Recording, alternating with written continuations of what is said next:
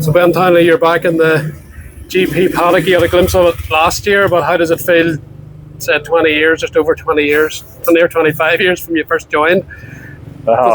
Much difference? Oh, some of it's changed a lot in one sense, you know, some of the infrastructure and the, you know, just the level of investment from the teams and some of the resources they have, you know, from the Japanese side and all that, but and then and other things they haven't changed a single bit. You know, there's a lot of the same faces and obviously a lot of the same circuits that haven't really changed much either. So yeah, it's quite interesting, like, to come back after all that time and see it. But yeah, it's so far it's been great. And how has Levi adjusted?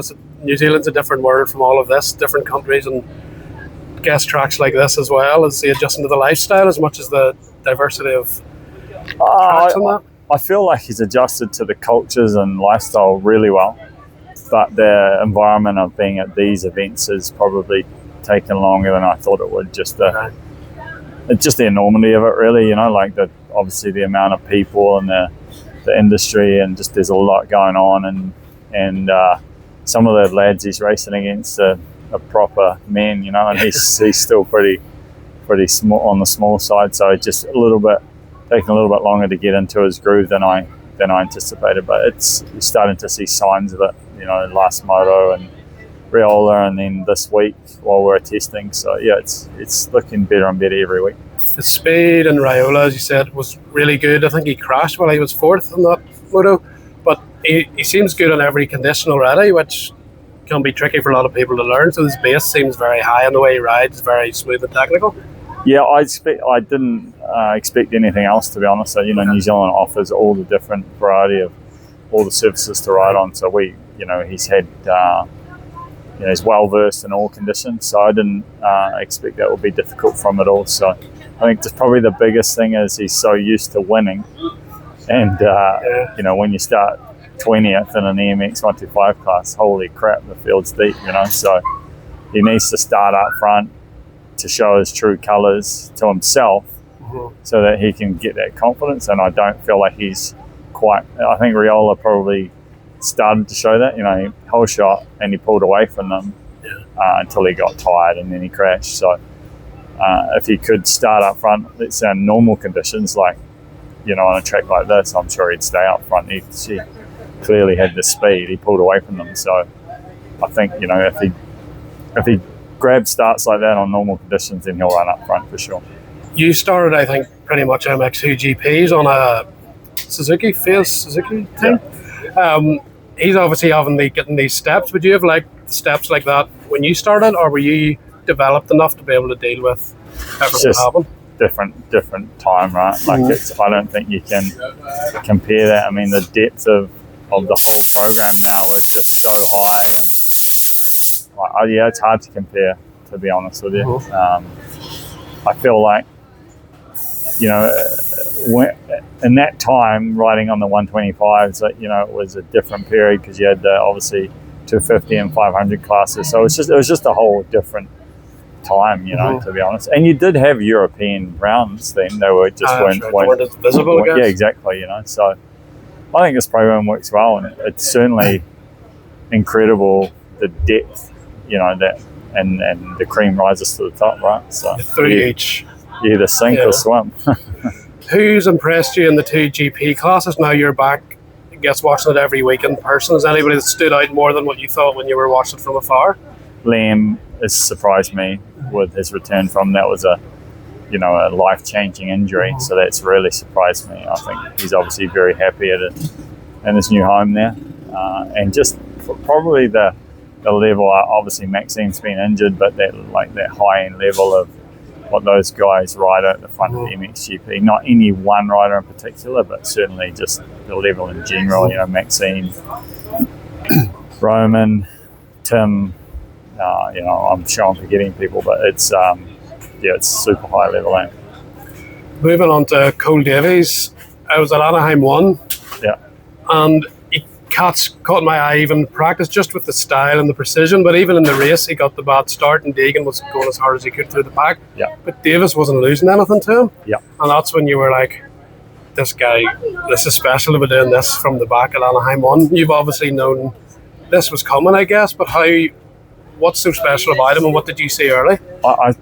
Someone asked me this week actually about it, and I like it's not special to me. Like I wouldn't like I know a lot of people are super excited and there's heaps of hype about it, but myself, Josh, the boys and everyone that's sort of been in that circle in New Zealand helping him, get to the point. Will Hahn in the US, we all knew he had this capability. He had the ability and the capability to achieve it. So it isn't surprising to me. It's certainly satisfying to see. Firstly, just for the effort that a lot of, I guess, being on the backside of it, the amount of people it takes to get one person to the top. It's a huge commitment by so many people to see it come to reality. So that's really cool. And then just for the sport in New Zealand in general, it's so cool for us to have a horse in the race again. Like it has been so long. I think since me really. You Natsuki was on the brink of achieving it, but unfortunately it didn't. And then Cole's the next guy since. So it's been really, really inspiring for the sport. All these youngsters in New Zealand now, I can see it's real again. Mm-hmm. Did you expect him to do it so quickly? Yeah. Is he a quick learner then? Did you notice that Extremely. when you were coaching him? Yeah, extremely. I know Hunter and Jet's dad, Dazzy, said Jet is a visual learner. He can see something and just do it. Is that the way Cole is, or is he more step by step? No, if you explain it to Cole and he can do the equation in his head of what that takes, and he'll go and immediately apply it, at least attempt to apply it, but he has to understand how to do it. Yeah, and he's a real deep thinker about it to understand it. Right. Yeah, and he learns super quick. Yeah. So would you say he's easy to coach? Like he's just able to take on board everything you said? He's not like, oh, why are you telling me to do that? I wouldn't say that he's just willing to take it all on board. Like he definitely wants to know why and how and understand it and work it out, and to make sure that it's going to work for him for sure. And that style is very like Jet and Prado. The very little body movement. Just new age, right? Did you coach that, or did he have that? Like, is that something you're? Nah, he was obviously, like everyone says, a pretty special rider. Mm-hmm. But you don't, you have to coach that into riders those real intricate details of, how to approach things in certain ways with your body English, and understand, how that affects what you do, and that's certainly paying dividends to him now, just in general with how fluid he is. There's certain things that he does that I don't even think people are picking up on. Like they don't see it. Certainly his competition aren't, because they're not doing it. So it's cool to see. On his whip speed recently has been unbelievable. He's just going for it. He's making up maybe a second here and there. Was that something you really worked hard? Whips seem to be, especially for GP guys coming, seems to be the stickler. But he's just blitzing things. I think the big thing for Cole is that he rode just a lot of Supercross, just repetition day in, day out from a very young age. I had some inside knowledge that futures thing was going to become a big part of the American program, and so I just said to them when we mapped out a plan, I said, just focus on that. If you can be successful in Supercross, you'll write yourself a contract. Yeah, I guess that's how it works.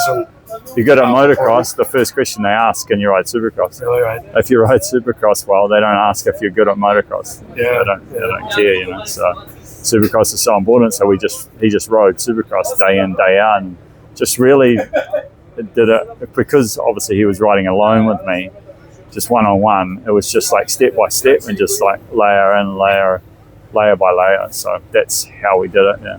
And you expecting them outdoors to still be good, or take a wee bit more time? He'll be very good. He will be good.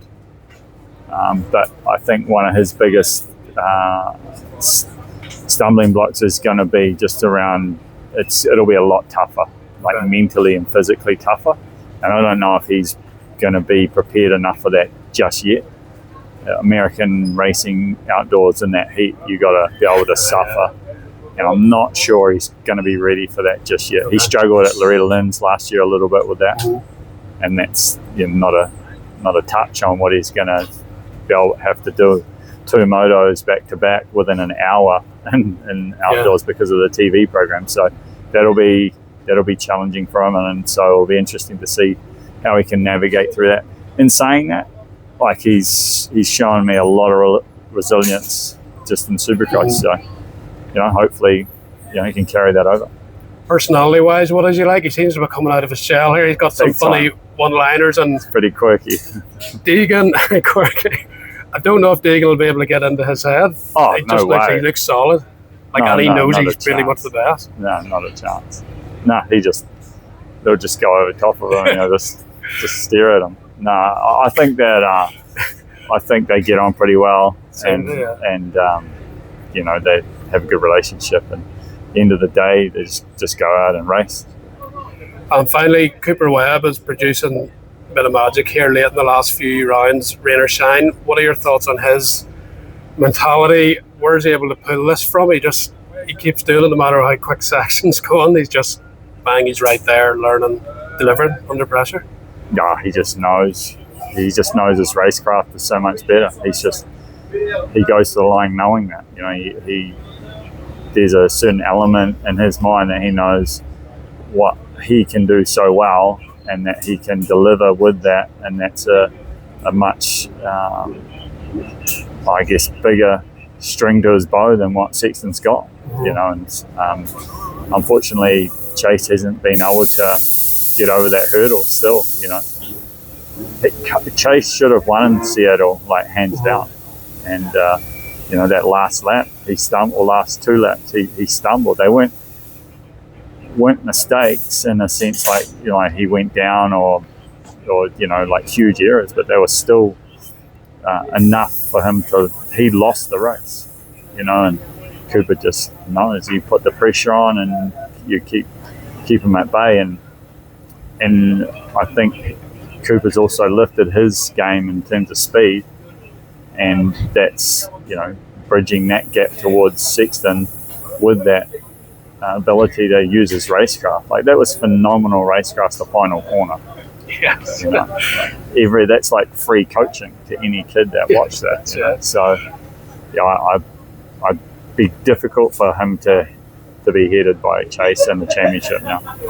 Finally, Hayden Deegan, if you were racing Hayden Deegan and he was doing mind games, and obviously he's mega speed too, what would your strategy be to try and beat him, or mind games back at him, ignore him? How do you deal with that guy? Just get on with that race, right, and just ignore it. At the end of the day, if you buy into it, you're just racing him on his wavelength, so just race like you want to race, and just be aware that that's a part of who he is as a competitor. Everyone has their different, be like racing Anderson. It's a similar thing, everyone has their different thing. Be like racing Cooper Webb.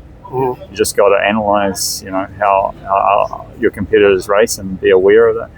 You think Webb is in these guys' head? Arco and Saxon last 2 laps, Saxon knows it's Webb. 100%. Is that a thing at your level? Yeah, absolutely.